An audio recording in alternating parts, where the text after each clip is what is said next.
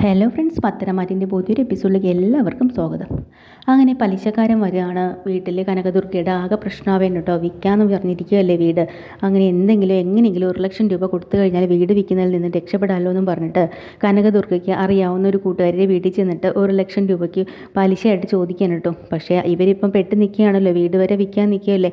അത് കാരണം അവർ കൊടുക്കുന്നില്ല, എൻ്റെ കയ്യിൽ ഇല്ലയെന്ന് പറയാം കേട്ടോ. അവസാനം കാല് പിടിക്കുമ്പോൾ കനകദുർഗ പറയുന്നുണ്ട് എങ്ങനെയെങ്കിലും ഞങ്ങൾക്ക് ശരിയാക്കി തരണമെന്ന് പറയണം. പക്ഷേ അവരത് സമ്മതിക്കുന്നില്ല. അങ്ങനെ പെട്ടെന്ന് തന്നെ നന്ദുവിന് ദേഷ്യം വരാനാണ് കേട്ടോ. നന്ദു ഇങ്ങോട്ട് വാ അമ്മേ, ഇവരുടെ കാല് പിടിക്കേണ്ട കാര്യമൊന്നുമില്ല എന്ന് പറയുമ്പോൾ അവർ പറയുന്നുണ്ട്, കണ്ടോ ഇപ്പം തന്നെ നിങ്ങളുടെ മോളുടെ അഹങ്കാരം കണ്ടില്ലേ, ഒന്നുമില്ലെങ്കിലും എന്ന് പറയുമ്പോൾ കനകദുർഗ പറയുന്നുണ്ട്, അയ്യോ അവൾക്ക് അറിവില്ലാതെ പറ്റിയതാണ്, എങ്ങനെയെങ്കിലും തരണം. ഇല്ലെന്നല്ലേ നിങ്ങളോട് പറഞ്ഞത്, പോക്കോളൂ എന്ന് പറയും. അങ്ങനെ നന്ദു കനകദുർഗയും വിളിച്ചുകൊണ്ട് തിരിച്ച് സങ്കടത്തോടെ പോവാട്ടോ. അവർക്ക് പൈസയൊന്നും കിട്ടുന്നില്ല. അതേസമയം വീട്ടിലാണെങ്കിൽ ഇവിടെ അനന്തപുരി തറവാട്ടിലാണെങ്കിൽ എനിക്ക് ഒരു ഗിഫ്റ്റൊക്കെ വരുന്നുണ്ട്. ആ ഒരു ഗിഫ്റ്റ് പോസ്റ്റ്മാൻ കൊണ്ടുവരുമ്പോഴത്തേക്കും ഓടിപ്പോയിട്ട് നയന പറയും, അന്ന് എനിക്ക് വന്ന ഗിഫ്റ്റ് നീയല്ലേ വാങ്ങിച്ച്, ഇന്ന് നിൻ്റെ ഗിഫ്റ്റ് ഞാൻ വാങ്ങാമെന്ന് പറഞ്ഞ് വാങ്ങിച്ച് തുറന്നൊക്കെ അതിനകത്ത് റോസാപ്പൂവും കുറച്ച് ഇതൊക്കെയാണ് കേട്ടോ. അനിയെ ഇഷ്ടപ്പെടുന്ന, അനിയുടെ കവിത ഇഷ്ടപ്പെടുന്ന ആ ഒരു പെൺകുട്ടി അയച്ചതാണ്.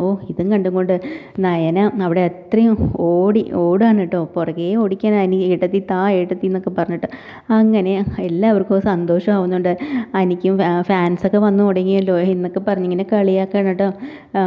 അങ്ങനെ നയനയാണെങ്കിൽ എല്ലാവരോടും പറയുകയും ചെയ്യുന്നുണ്ട്, ഇത് പുതിയ ഫാൻസൊക്കെ വരുന്നുണ്ട്, അതുമാത്രമല്ല നല്ല നല്ല കാര്യങ്ങളൊക്കെയാണ് ലെറ്ററൊക്കെ ആയിട്ട് വരുന്നത് എന്നൊക്കെ പറഞ്ഞ് ഭയങ്കരമായിട്ട് സന്തോഷിക്കണം കേട്ടോ. ഇതേ സമയം ഇവിടെ ഭയങ്കര ഹാപ്പി മൂഡിലിരിക്കുന്ന സമയത്താണ് നമ്മുടെ നവ്യയ്ക്ക് പീരീഡ്സ് ആവാൻ കേട്ടോ. ആ മാസത്തെ പെട്ടെന്ന് പീരീഡ്സ് ആകുമ്പോഴത്തേക്കും വയറുവേദന കാരണം നവ്യയ്ക്ക് അവിടെ ഇരിക്കാൻ പറ്റുന്നില്ല. ആരെങ്കിലും ചോദിച്ചാൽ എങ്ങനെ പറയുക, ഗർഭിണിയാണെന്നല്ലേ പറഞ്ഞിരിക്കുന്നത്. അങ്ങനെ അവസാനം നിവർത്തി കേട്ട് ഓൺലൈൻ വഴി മെഡിസിൻ വരുത്തിക്കുകയാണ് വയറുവേദനയുടെ. വാങ്ങിച്ചിങ്ങനെ കഴിക്കുന്നത് നമ്മുടെ ജലജ കാണുക കേട്ടോ. അങ്ങനെ ജലജ നോക്കുമ്പോൾ നവ്യ ഏതാണ്ട് ഗുളിക വിഴുങ്ങുന്നു. അങ്ങനെ കുറച്ച് കഴിഞ്ഞ് മലമാരി അത്രയും വന്ന് നോക്കുകയാണ് നവ്യയുടെ മുറിക്കകത്തെല്ലാം. നോക്കുമ്പോഴത്തേക്കും ഒരു സ്ട്രിപ്പ് ഗുളിക കിട്ടും കേട്ടോ. അതങ്ങനെ ഓടി അത് നോക്കി നിൽക്കുമ്പോഴാണ് അബി അങ്ങോട്ട് വരുന്നത്. അപ്പോൾ അബിയോട് പറഞ്ഞു, ഇത് കണ്ട, ഇതാണ് അവളിവിടെ കഴിക്കുന്നത്, ഇത് എന്തിൻ്റെ ഗുളികയെന്ന് എനിക്ക് മനസ്സിലായോ? അത് വാങ്ങി നോക്കിയിട്ട് അബി പറയാണ്, അയ്യോ ഇത് പീരീഡ്സ് ആകുമ്പോൾ സ്ത്രീകൾ ഉപയോഗിക്കുന്ന ഗുളികയാണല്ലോ എന്ന്. അതാണ്. അപ്പോൾ ശരിക്കും പറഞ്ഞാൽ അവളപ്പോൾ ഗർഭിണിയല്ല അല്ലേ എന്നും പറഞ്ഞ് ഇങ്ങനെ സംശയിച്ചിരിക്കുക കേട്ടോ. അതുകൊണ്ട് ഒരു തുറുപ്പ് കിട്ടിയല്ലോ എന്നും പറഞ്ഞുകൊണ്ട് നേരെ നവ്യേൻ്റെ അടുത്തേക്ക് ചെന്നിട്ട് ഇത് ചോദിക്കുകയാണ് ജലജ, എടി നീ എന്തിനാണ് ഈ മെഡിസിൻ കഴിച്ചത്, നീ അപ്പോൾ ഗർഭിണിയല്ല, നീ ഞങ്ങളെ പറ്റിച്ചതല്ലേ എന്നൊക്കെ പറയുമ്പോൾ ആകെ പെട്ടുപോയി കേട്ടോ.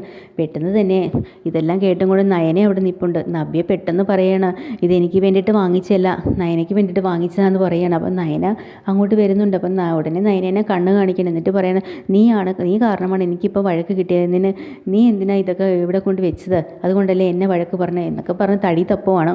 അവിടുന്ന് എങ്ങനെയെങ്കിലും നവ്യ രക്ഷപ്പെട്ടു. അവസാനം നയന നല്ല വഴക്ക് കൊടുക്കുകയാണ് നവ്യയ്ക്ക്. നവ്യേച്ചി ഇങ്ങനെ കള്ളത്തനം പറഞ്ഞ് എത്ര നാൾ നിനക്ക് പിടിച്ച് നിൽക്കാൻ പറ്റും, മര്യാദയ്ക്ക് നീ സത്യം പറ, അതാ നല്ലത്.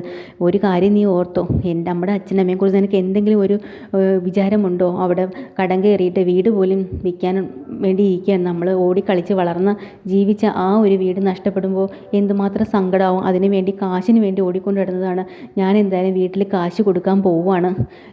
നീ ഈ കാര്യം ഇന്ന് തന്നെ ഇവിടെ സത്യം പറയണം, നീ ഗർഭിണിയല്ല എന്നുള്ളതെന്ന് നവ്യയോട് പറയട്ടെ. ഉടനെ നവ്യയ്ക്ക് ദേഷ്യം വരികയാണ്, നിനക്ക് എന്നെ ഇവിടുന്ന് അടിച്ചിറക്കിയാലേ പറ്റുള്ളൂ, ഞാൻ പറയില്ല, പറഞ്ഞില്ലെങ്കിൽ നീ എന്ത് ചെയ്യും, ഞാൻ എന്തായാലും ഞാൻ വീട്ടിലേക്ക് പോവുകയാണ്, ഗർഭിണിയല്ല എന്നുള്ള സത്യം നീ എല്ലാവരോടും തുറന്ന് പറഞ്ഞില്ലെങ്കിൽ അപ്പോഴാണ് ഞാൻ വരുമ്പോൾ നിനക്ക് കാണിച്ചു തരുന്നുണ്ട് എന്നിങ്ങനെ പറഞ്ഞിട്ട് പോവാണ് നയന. നവ്യ എന്ത് ചെയ്യുമെന്നും പറഞ്ഞ് ആകപ്പാടെ പെട്ടിരിക്കുകയാണ് കേട്ടോ. ഇതൊക്കെയാണ് ഇന്ന് വരുന്ന എപ്പിസോഡിൽ. പുതിയൊരു എപ്പിസോഡ് വീണ്ടും വരാം. ചാനൽ ഇഷ്ടമായി ലൈക്ക് ചെയ്യുക, ഷെയർ ചെയ്യുക, സബ്സ്ക്രൈബ് ചെയ്യുക. Thank you.